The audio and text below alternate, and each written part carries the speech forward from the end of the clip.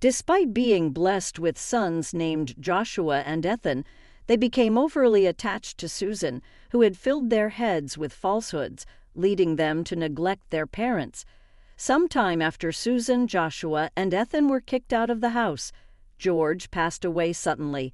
When I informed Joshua over the phone, his response was unbelievable. "Your dad passed away. Leave the funeral stuff to you, Mom. I don't want to see the face of someone who kicked us out. Yeah, and we're having a great time here, so don't bother us. Just tell the relatives we can't make it because of work or something." I was dumbfounded. A week after the funeral, I received a letter from George addressed to me. When I opened it, it read, "Please read this without our sons finding out." As I read on, I was overwhelmed with emotion. Susan, who had trampled over our family life with dirty shoes, and Joshua and Ethan, who refused to attend their father's funeral. I won't let it end like this. My name is Alice, a 54-year-old housewife and full-time employee. I met George at a welcoming party for new employees at our associated companies. Despite being a light drinker, I couldn't refuse the alcohol offered to me and ended up feeling sick from drinking too much. As I shrank into a corner seat, looking for a chance to leave, George noticed me, struck up a conversation, and arranged a taxi for me. Later, I took a day off to thank him at his office. He was surprised to see me during his break. "Coming all this way just to say thanks? You're really conscientious." We became friends, started dating, and eventually got married. Both of us, George, who grew up in a complex environment, and I, who lost my parents as a child, longed for a warm family. We were sure that we could be happy together, but living together brought unexpected turmoil due to George's sister, Susan. Before the wedding, I tried to greet Susan, but she was too busy to meet, so our first encounter was at the wedding. Since George's parents had passed away, it was a simple ceremony with friends and relatives. Susan stood out in various ways, wearing a pure white dress that emphasized her cleavage at a wedding and sporting heavy makeup like a stage actress. She reeked of perfume. I tried not to show my disgust, but Susan either noticed or didn't like me from the start. She didn't greet me and mocked me. "George, couldn't you find someone better at your workplace? Such a plain Jane as a sister-in-law is embarrassing. Come on, sis, well, maybe she suits you. Mr. Super Serious." George looked ready to confront Susan, but a sibling fight on the wedding day seemed like a bad omen. "I'm fine. Let's go and prepare." I forced a smile and led George to the staff. That was our terrible first impression, but I didn't think much of it, expecting to meet only at occasional family events. However, the situation soon took a drastic turn. After a short marriage, due to her husband's infidelity, Susan unexpectedly moved in with us. "My ex left, and I want to move out too. Our parents sold their place when I got married, so I can't go back to my parents. Can I stay at George's place for a while?" George was visibly frustrated with Susan's call. "Seriously, why don't you rent an apartment? You got a lot of alimony, right? Just let me stay until I find a nice place. I want to take my time choosing, not settle for some rundown house like you guys. But 20 years old, really. Even if it's got a yard and a garage, I wouldn't want it. It's earthquake reinforced and remodeled. Just rent a weekly apartment. Kidding? You're so serious. I'll be there this weekend. My lease is up." In the end, Susan showed up with her stuff and settled in without asking. The main problem was her lack of awareness that she was being taken care of by us. Susan acted like it was her own house, causing George and me considerable distress. Susan would go out every night, sleep in until the afternoon, and then spend the rest of the day lounging on the living room sofa, playing with her phone or mindlessly watching TV. This routine would continue until she went out again after dinner. I sometimes took a day off and stayed home, so I know this was her daily routine. When I would come home tired in the evening after a full day's work, Susan would ask me in a dissatisfied tone, "Hey, is dinner ready yet?" "How long till it's done?" "In about 30 minutes." That long. "Hurry up, will you?" She would also make snide remarks about my cleaning, saying things like, "You're not very good at this," or "You're cutting corners." I share the cleaning duties with George, you know. He's tired too. As a wife, you should be doing all the household chores. I didn't want to complain to George about Susan and worsen their sibling relationship, but he eventually noticed my growing unhappiness. When George asked, and I told him about Susan's behavior, he became furious. "Listen, Susan, don't you dare overstep your boundaries. You're just a guest here." "Oh, I'm just stating the obvious," Susan replied nonchalantly, "and start contributing to the household expenses. I'm still in shock from my husband's cheating. How can I work in this state? And you want to charge me. You can afford it with a $100,000 alimony you got. You have enough money to buy clothes and go out drinking. I don't need my brother telling me how to spend my money." With Susan acting like this, both George and I were exasperated. My dream of a happy married life had turned into a nightmare because of Susan. George and I had wanted kids soon, but perhaps due to the stress over Susan, it just wasn't happening. We were discussing getting checked when I discovered I was pregnant in our 4th year of marriage. Tears of joy streamed down our faces. George took this opportunity to suggest Susan move out. "Susan, we're going to need more space when the baby comes. Maybe it's time you moved to your own place." Then Susan turned to me and asked, "Alice, what are you going to do about work?" "I plan to return to work after a year of parental leave." "Well, I can look after the baby." "What?" "No, we're planning to use daycare." "Don't you know everywhere around here is full?" After inquiring at the city office and asking other moms at work, I found out that even the non-licensed daycares had over a year's wait list.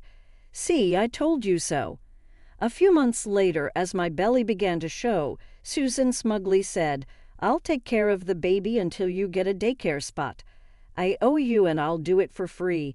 It'll be tough on your finances if you quit your job." After discussing it, George and I reluctantly agreed to let Susan help.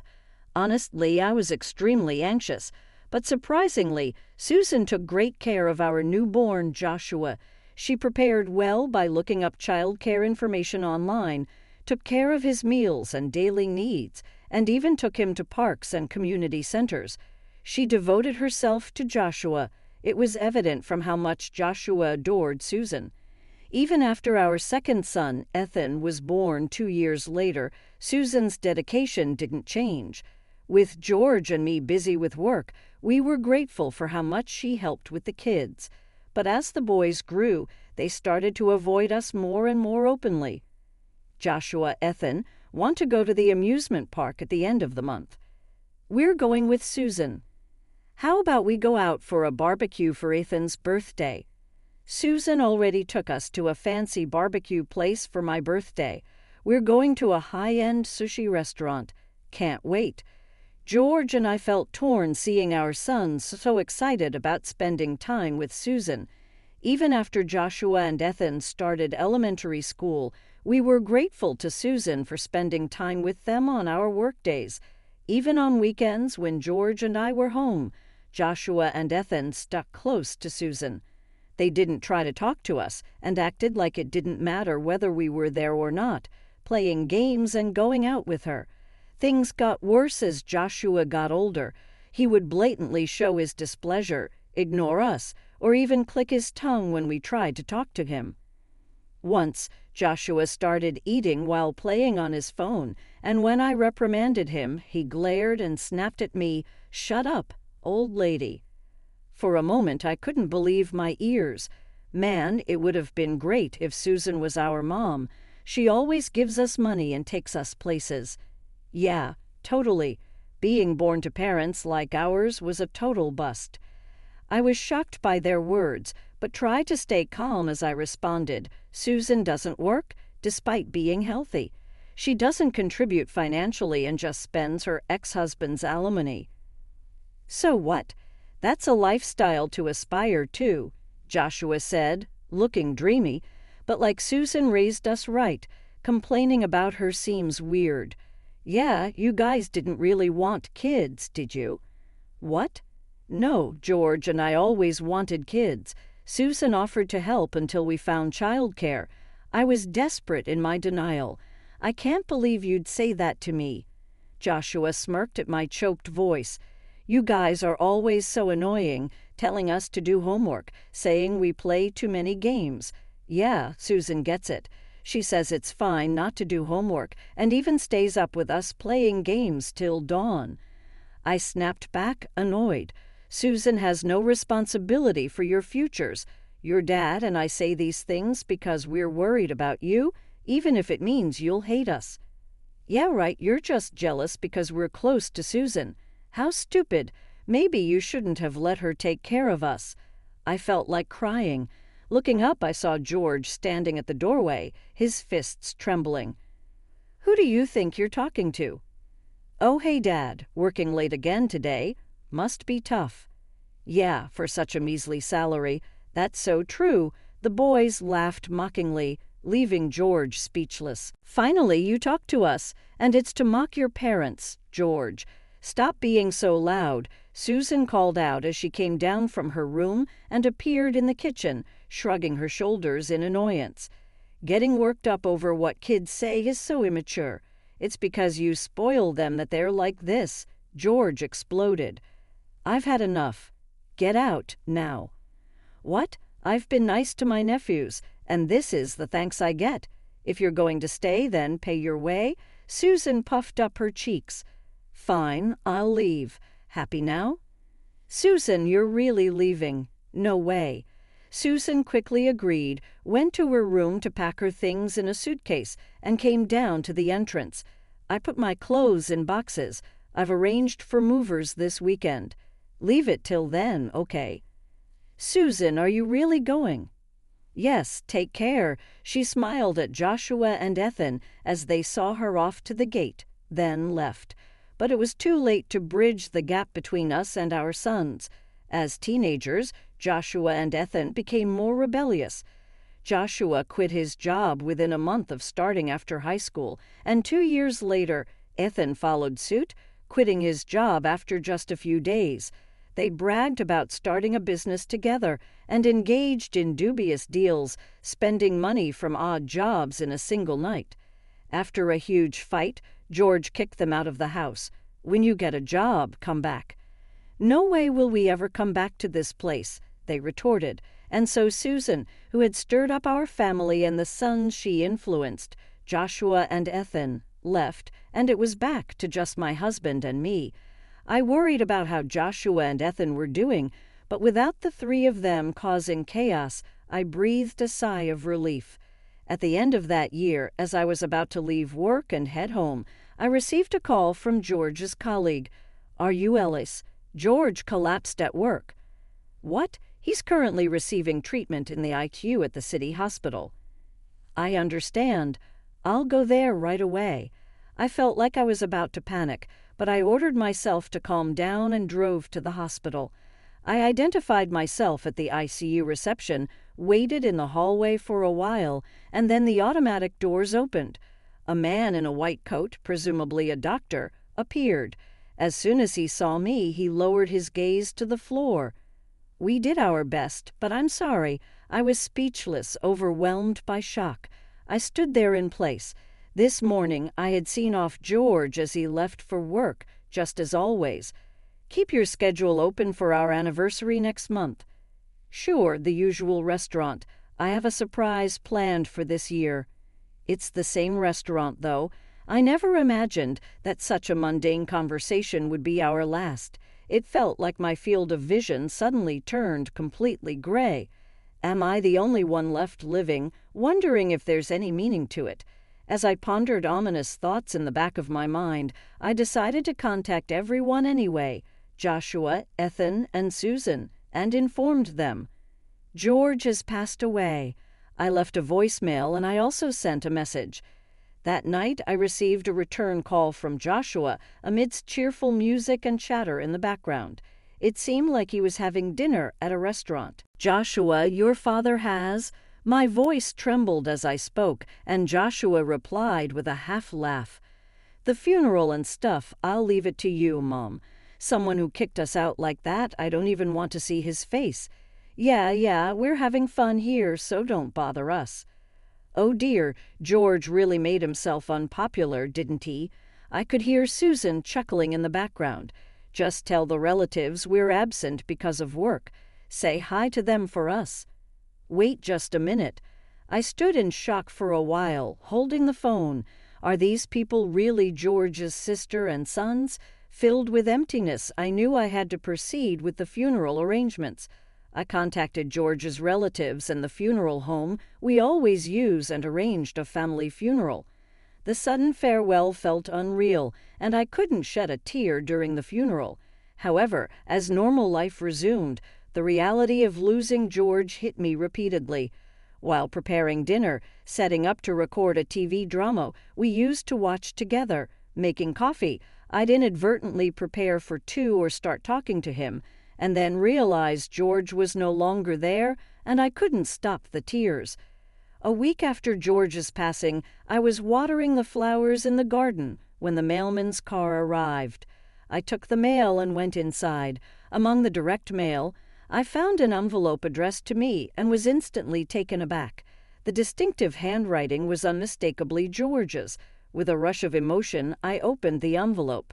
First, it explained why I was receiving this letter. I entrusted an old friend to post this in case I passed away. Then, after a heartfelt message of gratitude for the years we spent together, there was a line that caught my eye. Please read this without our sons finding out. My heart swelled as I continued reading the letter. I felt a warmth in my eyes, realizing George had seen how much I worried about the kids. I wiped my tears and made a decision. I had to respond to George's feelings. Susan, who had trampled on our family without care, and Joshua and Ethan, who refused to attend their father's funeral. Just you wait. I won't let it end like this. I immediately took action. George's letter said there's a package for you in a safety deposit box at the bank near the station. Use the enclosed key to retrieve it. I leave the rest to you, Alice. Using the address in the letter, I went to the bank and entered the safety deposit box room beside the ATMs. Following the instructions nervously, I inserted the card into the slot. After entering the PIN, a square part of the table opened, revealing the safety deposit box George had rented. I used the key to open the box and check its contents. Sure enough, everything George mentioned in his letter was there.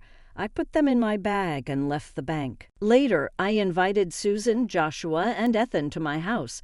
I wanted to share George's inheritance with everyone who was important to him. With that excuse, all three of them came eagerly. Without a doubt, the word shameless fitted them perfectly, skipping the funeral but wanting the inheritance. How audacious could they be? Susan, who couldn't wait while I was making tea, blushed and started talking. That stingy, low-earning George had an inheritance, huh, Susan? Maybe he had hidden assets because he was stingy. Thinking about it, being stingy might not be so bad. I wonder if he transferred his inheritance to some account. Anyway, I'm excited. Then Susan smiled at me. You did the right thing letting your sister-in-law know. Well, I suppose Mom stopped beating around the bush. Is Dad's inheritance jewels? Maybe gold bars. As the three of them fidgeted, I smiled. Before that, please listen to this. I placed an IC recorder in George's cell phone on the dining table, which made Joshua, Ethan, and Susan look puzzled. Dad's cell phone, and what's this, an IC recorder, right? The kind used for investigating affairs? I've seen it on TV. Wait, did Dad? Joshua started laughing crudely, but his face stiffened as soon as I pressed the play button on the phone. Joshua's voice came through, talking to a friend on the phone. Yeah, remember that old lady you met at our house, Susan? Her name is... Joshua was speaking in an obviously cheerful tone. She wears so much makeup and clings to me, calling me Joshua dear. It's gross, but she'll hand over money if you flatter her, you know. There's a use for fools and old ladies. In front of a frozen Joshua, Susan's face turned into a picture of fury when I stopped the playback. Susan asked in an angry voice, "What was that, Joshua?" "I don't know, a stranger maybe, or did Dad record that voice?" Joshua tried to play dumb, and Susan yelled at him. George was too tech illiterate to do something like that. "Oh, I just remembered something I've got to do. I'm leaving," Joshua said, while Susan and Joshua were arguing. Ethan tried to sneak out, so I promptly presented the second recording. "How much money did you get from Susan?" $22,000. "Dan, I only got $10,000. What did you do?" "Gave her a bouquet of roses and a high BR bag for her birthday. Maybe I'll give her a fake brand she can't tell the difference." "Yeah, you're right." Joshua and Ethan laughed. "She lives for being showered with gifts by men, even at her age, almost hitting 60. Yet she still thinks she's young, believing every flattery from men she meets at the bar and splurging a fortune on them. She's an easy target, stupid, really." The two slanderers knew no bounds. The blonde hair is laughable, too. She dreams of marrying a young Korean pop star despite the age difference. Even as a joke, that's just creepy. In the midst of Joshua and Ethan's laughter, the recording abruptly stopped. Ethan, with a forced smile, muttered defensively, "Man, when did Dad record this? And to expose it to Mom after he's gone, that's just mean." "Yeah, pretending to be a good guy, but those are the ones you can't trust." Even now, they were spouting insults about George, which made me furious. As I was about to speak, Susan shouted at them, "You dare mock people who do you think raised you since you were kids? Don't mess with me.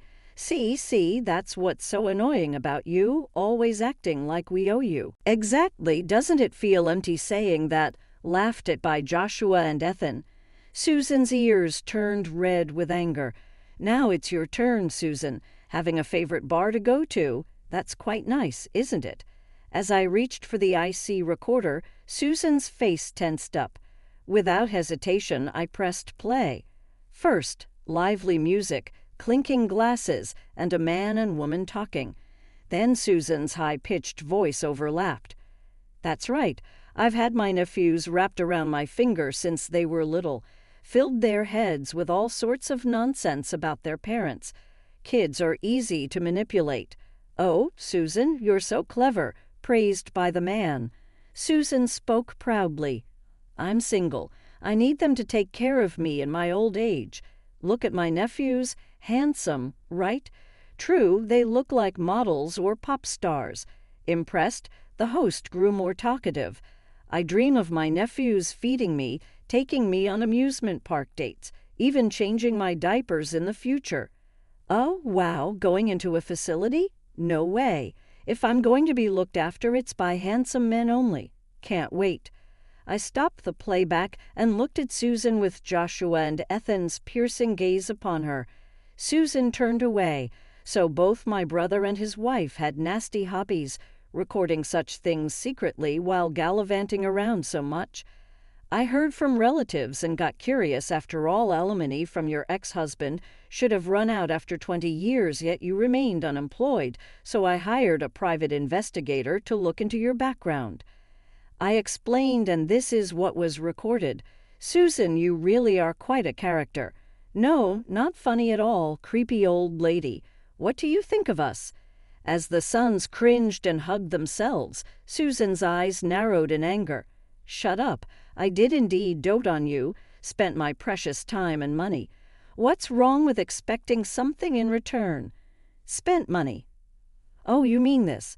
I spread a bank book on the table, making Joshua and Ethan's eyes sparkle. "Oh, is this finally the inheritance?" "Well, sort of." I made a suggestive remark and looked at Susan, who was sweating coldly. This time, her face betrayed a desire to flee at the first opportunity, her eyes darting around as if seeking an escape. I addressed Joshua and Ethan. "Remember what I told you before? George had cut ties with his father before we got married." "Yeah, I remember," Joshua nodded. "Our grandfather, Dad's father, didn't work seriously despite being wealthy. He relied on the family fortune and racked up a huge debt. Yes, that's right. George's mother worked herself to death paying off those debts, right, Susan? Yes, I cut ties with him too after becoming an adult, though I did attend his funeral. Susan nodded.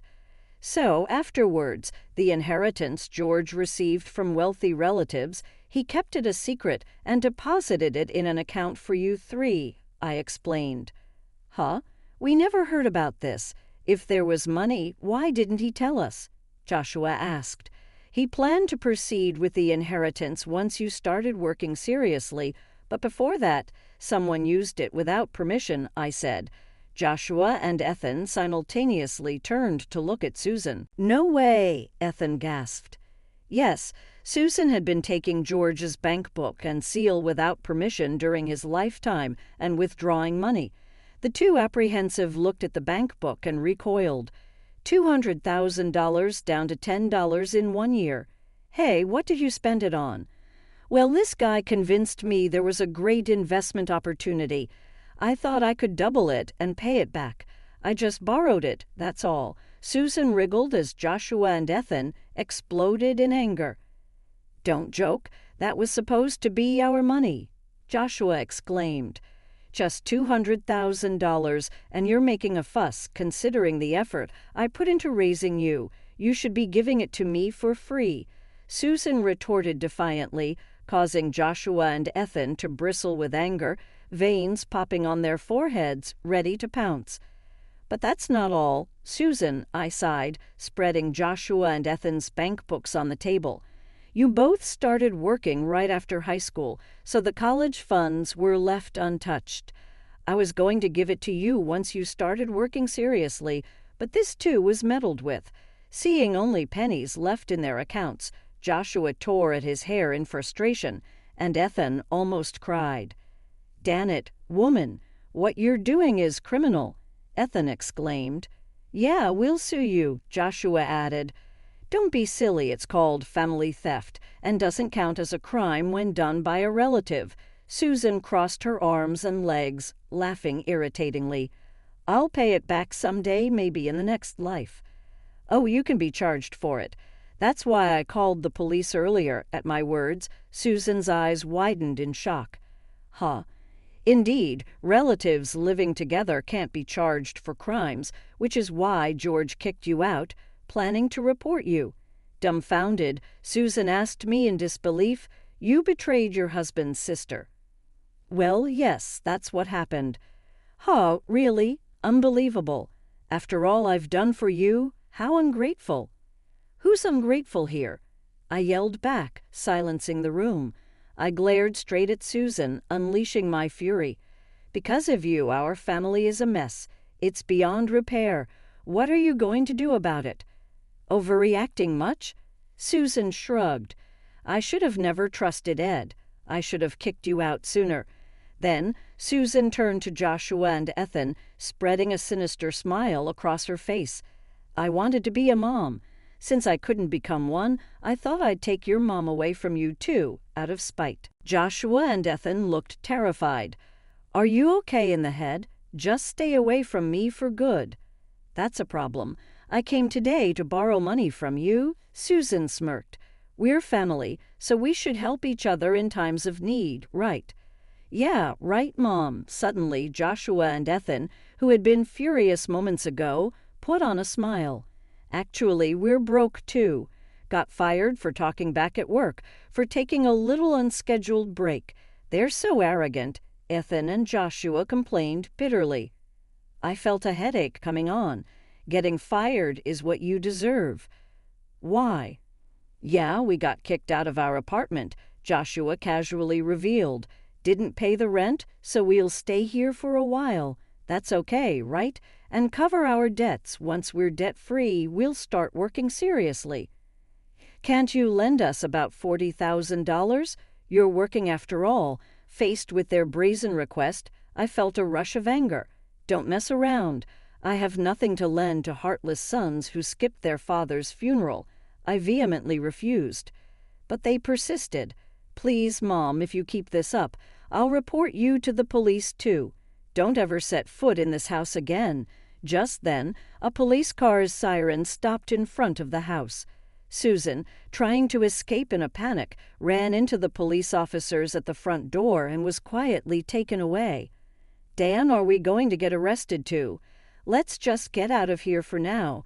Joshua and Ethan glanced at me, standing firm, gave up on asking for money and left. Joshua and Ethan, realizing that the money and allowance Susan had given them came from George and their own savings, seemed to have finally lost all affection for Susan. "I don't want to end up like them," they said, seemingly deciding to work seriously. However, their laziness didn't disappear overnight, and they kept calling me alternately.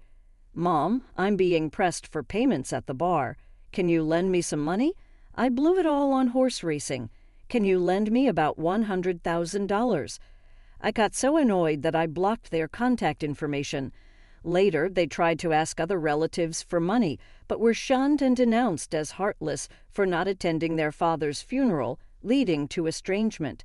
Eventually pursued by debt collectors for borrowing from shady sources, Joshua and Ethan woke up and started working seriously. However, they had racked up so much debt that they were banned from the nightclubs and bars where they were regulars, now shunned, even at their favorite drinking spots. "We've lost all the fun in their lives," they complained. Susan, being a first offender, paid a fine and was released quickly. However, the incident led to her being dumped by her boyfriend. Moreover, after repaying the embezzled money from George's, Joshua's, and Ethan's accounts, she ended up with a huge debt. Susan now works from early morning till late at night, looking exhausted. What I kept secret from Susan and my sons was that George had left another item in the safe, a large pink diamond necklace, a prestigious heirloom passed down from his mother. As mentioned in his letter, it was intended as a gift for our 30th wedding anniversary next year. Fearing it might be found and sold by Susan or my sons, George had kept it in the safe. When appraised, it was valued at $240,000, to my astonishment. Of course, I wouldn't sell it. It's a treasured gift from George. Though I longed for a warm family, things didn't work out with my sons, and I lost my husband too. But George's memory is still alive in my heart. Moving forward, I want to live strong, cherishing the memories of George.